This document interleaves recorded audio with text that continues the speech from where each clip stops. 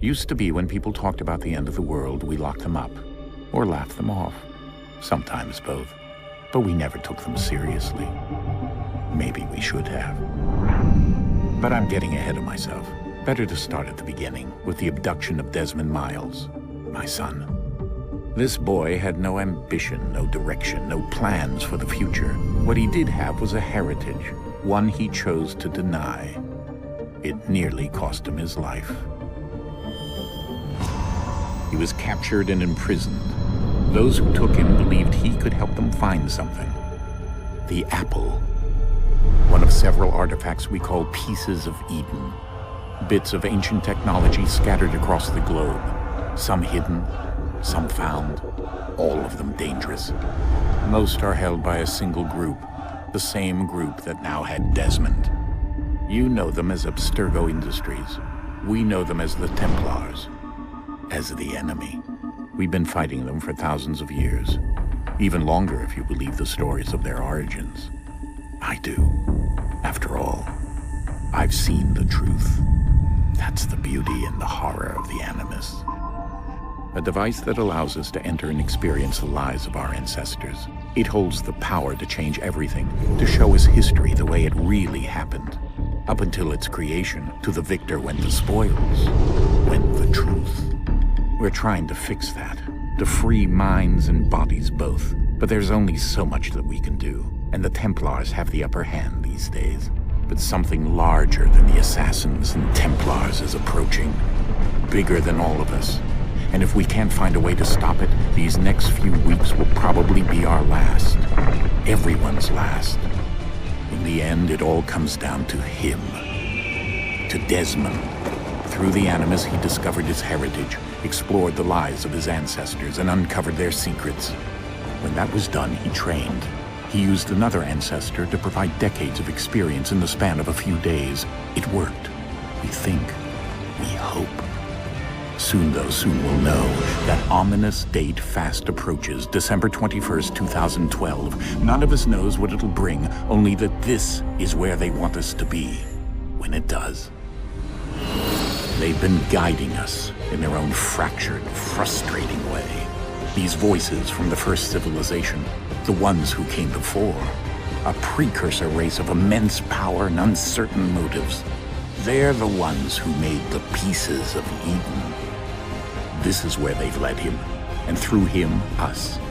He stands at the entrance to this long-lost place, armed with the knowledge of Altair and the abilities of Ezio. He holds in his hands the apple of Eden, and we stand at his side, ready to support him however we can.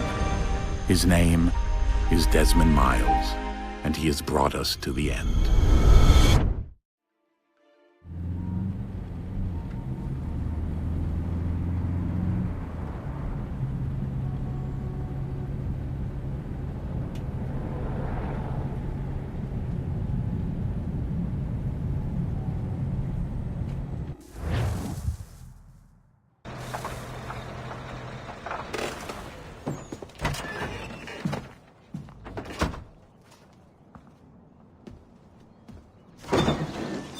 We're here.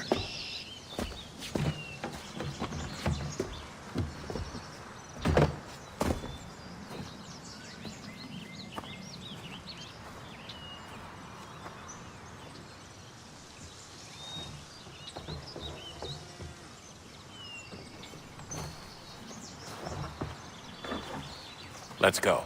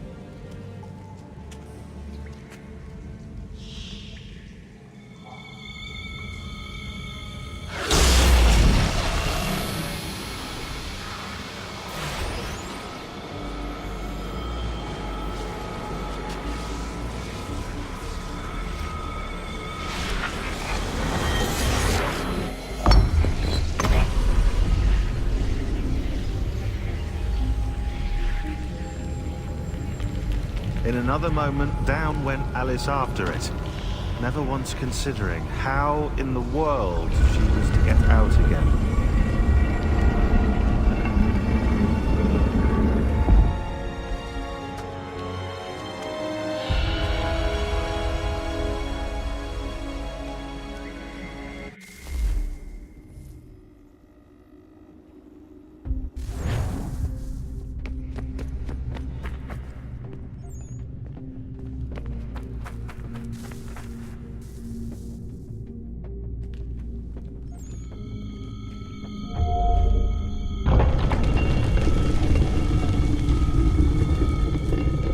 I think we're here.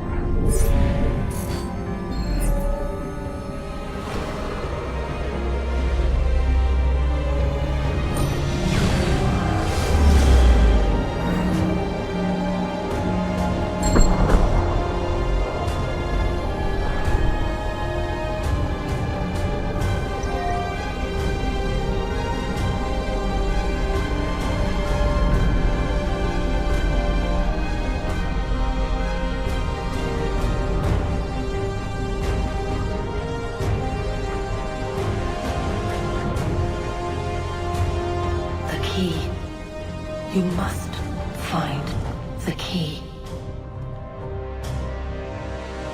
Son? Sir.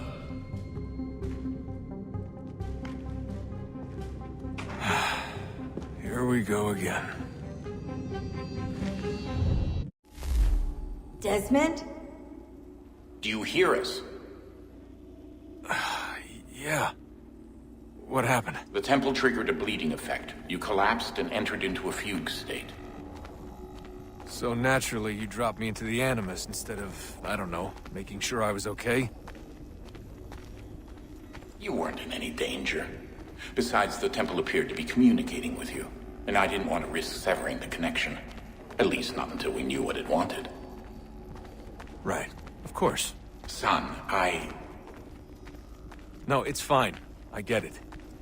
And I know what I'm looking for, by the way. It's a key. Just no idea where it is, though. Guess that's why she triggered the bleeding effect. She? Juno, Dad. She's talking to me. Okay, Desmond.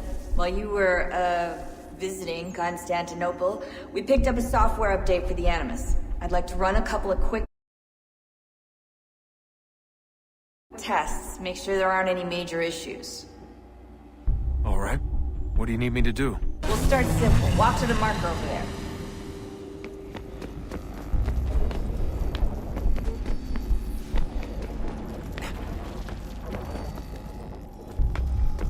Okay, Desmond. Let's practice climbing on these objects.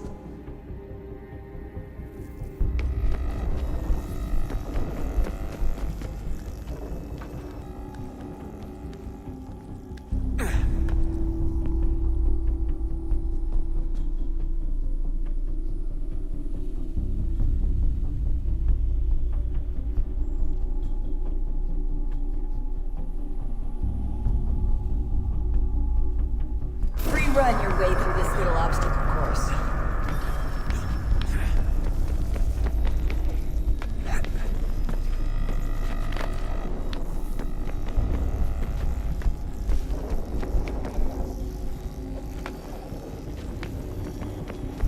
That's a constraint. These are optional objectives that raise your synchronization rate. Alright, Desmond. Follow the on-screen instructions and kill the 2 Templars.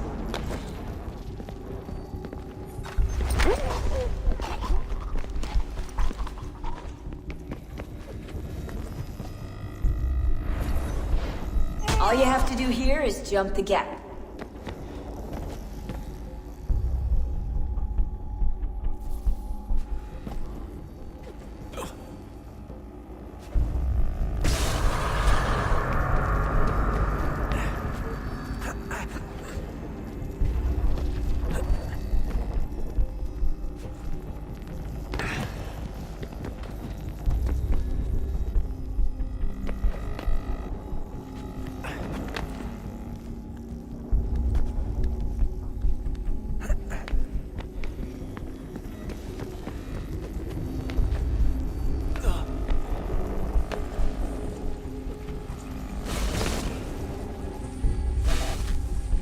Synchronization levels look good now.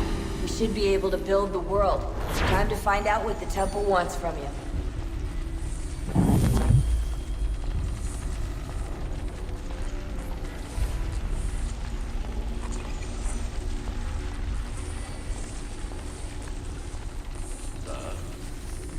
Sir. Everything all right, sir? Yes, fine. I'm just preoccupied, that's all. Don't forget your invitation. Master Birch will be meeting you inside. Thank you. Where shall I retrieve you once you're done? Front of the Opera House. And be quick about it. Don't expect to be here long. I'll bring her round at once.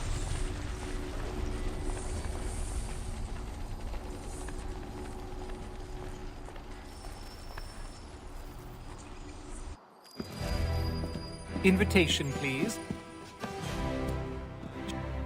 Shall I take your coat, sir?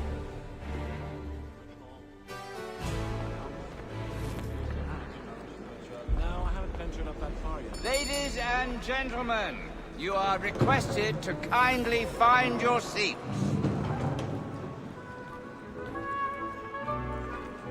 Good evening, sir.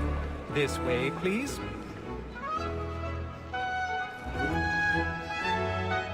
My apologies.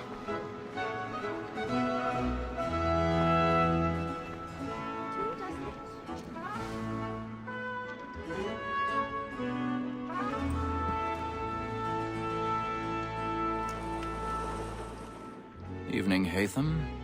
Reginald? I can't tell you how happy I was to hear they'd mounted this revival. Gay's best work by far. Have you seen it before? Once. My father brought me here as a child. Though I remember little of it. I don't suppose tonight will afford me the luxury of a proper viewing either. No, I'm afraid it won't. On to business then. Do you see him? And the statesman, because he's so great, thinks his trade as honest as mine.